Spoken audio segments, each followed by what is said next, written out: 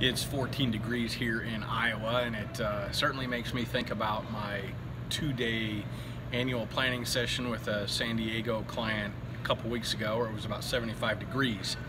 I wanted to share one of the really neat things that came out of that session.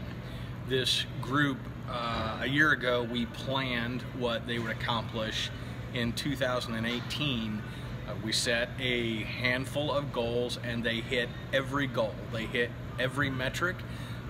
Most particularly, they hit the growth metric that they had. The sales leader had that number tattooed on the back of his eyelids so he would just not forget and totally stay focused. At any rate, they hit that, and they had about 30% revenue growth last year. It should have been a day of high fives when we started reviewing last year, and everyone was excited, but there was this underlining current of dissatisfaction, and we spent some time digging into it. And what came out of it was that even though they hit all their growth numbers, new clients and everything, they felt like the quality of client had gone down a little bit. They took on a few clients that they feel like they probably shouldn't have taken on. It wasn't good for the long-term health of the business.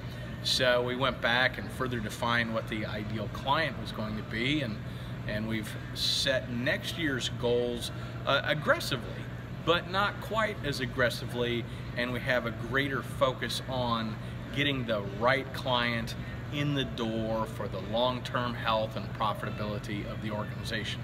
And the point is that you know, all growth isn't good, and I suspect most of you know that already. But what are you going to do with that idea? Make sure that you have some kind of filter, some kind of matrix to figure out what's good business and what is bad business, and be sure to reward those people who are bringing on business for bringing on the right kind of business, and don't bring on that stuff that's going to be a giant headache and a time sucker. Good luck in 2019, and it's time now to make your plans.